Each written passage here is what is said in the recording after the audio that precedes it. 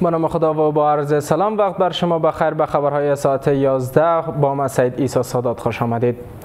اداره ملی امتحانات کنکور کشور از آغاز آزمون ورود به کنکور سال 1403 در 16 ولایت کشور خبر داده است. وزارت تحصیلات عالی در اکس نگاشته است که آزمون کنکور صبح امروز آغاز شد. این آزمون در حال برگزار می شود که هیچ دختر در آن حضور ندارد. پس از حاکمیت دوباره امارت اسلامی در افغانستان در سال 2021 دروازه‌های مکتب‌های بالاتر از صنف ششم و دانشگاه‌ها برای دختران و زنان بسته شده و امارت اسلامی همواره از بازگشایی دوباره مکتب‌ها و دانشگاه‌ها برای دختران در چارچوب شریعت اسلامی سخن زده است.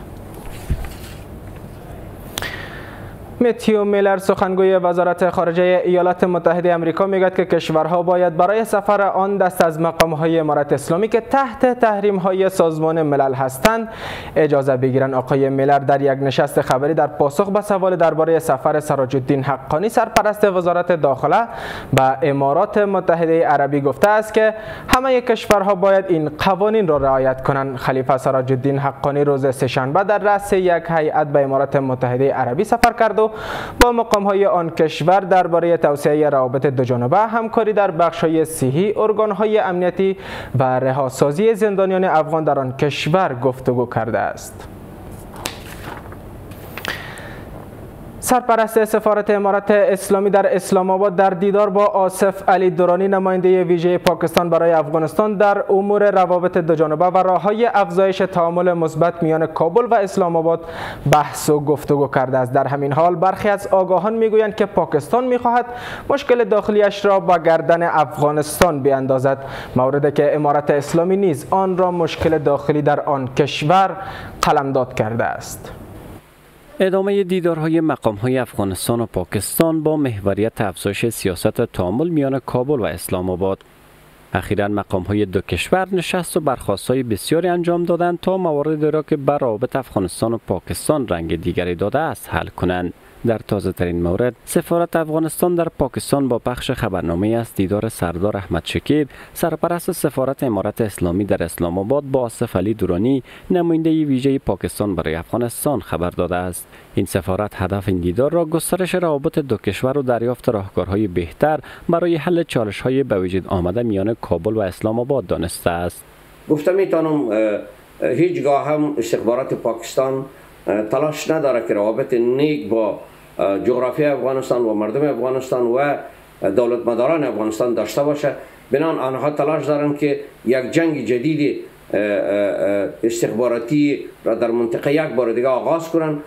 در همین حال برخی از آگاهان میگویند که پاکستان میخواهد مشکل داخلیش را به گردن افغانستان بیاندازد، موردی که امارت اسلامی نیز آن را مشکل داخلی پاکستان دانسته و بارها گفته است که به هیچ گروهی اجازه نمیدهد تا از خاک افغانستان در مقابل آن کشور استفاده شود.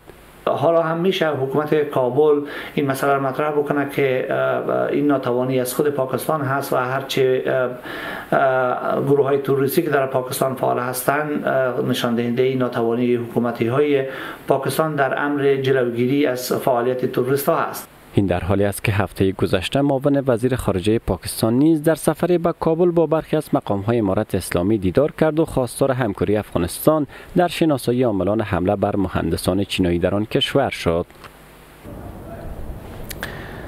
و در ادامه هم این که رینا امیری نماینده ویژه ایالات متحده در امور حقوق بشر و زنان افغانستان میگوید که در دور سوم نشست دوحه به شکل معنادار از حقوق بشر به ویژه حقوق زنان افغانستان حمایت میکند. خانم امیری در اکس نگاشته است که در این باره با معاون دبیر کل سازمان ملل متحد در امور صلح نیز دیدار داشته است. این در حالی است که با افزایش نگرانی از وضعیت حقوق بشری به ویژه حقوق زنان در افغانستان، نهادهای حقوق بشری و مدافعان حقوق زنان نسبت به نشست آینده در دوحه با تردید نگاه می‌کنند. با این همه اما امارت اسلامی همواره تاکید کرده که حقوق زنان در افغانستان در چارچوب شریعت اسلامی تأمین است. دفتر هماهنگ کننده کمک‌های بشردوستانه سازمان ملل متحد در گزارش از ازدواج‌های زیر سن دختران در افغانستان خبر داده است. به گفته اوچا 40% دختران در افغانستان زیر سن 18 سال ازدواج کردند. شماری از بانوان در بدخشان به صنعت قالین بافی در این ولایت رو آوردند. برخی از این بانوان که در گذشته آموزگار بودند میگویند با بسته شدن مکتب‌ها برای دختران دانش آموز بالاتر از صنف ششم در افغانستان آنان ناگزیر شدند تا به کارهای دیگر رو آورند. در همین حال مسئولان ریاست صنعت و تجارت بدخشان میگوید که تلاش میکنند تا چالش‌های سد راه زنان قالین باف در آن ولایت را حل کنند. روی طرز به نقل از ولادیمیر پوتین رئیس جمهور روسیه نوشت این اشتباه است که غرب فکر می کند مسکو هرگز سلاح هسته‌ای به کار نخواهد برد. پوتین گفت غرب به دلایل معتقد است که روسیه هرگز از سلاح هسته‌ای استفاده نمی کند، اما ما یک دکترین هسته‌ای داریم که می گوید اگر کسی حق حاکمیت و تمامیت ارضی ما را تهدید کرد از همه ابزارها برای مقابله با آن استفاده کنیم و این چیزی است که نباید ساده گرفته شود. پوتین همچنین تاکید کرد روسیه هم میتواند برای حمله به غرب سلاح در اختیار سایر کشورها بگذارد. از توجهتان جهان سپاس. این بود خبرهای این ساعت که تقدیم شما گردید. حالا از شما دعوت میکنم که با برنامه‌های دیدنی یک باشید. وقت بر شما خوش. خدا نگهدار.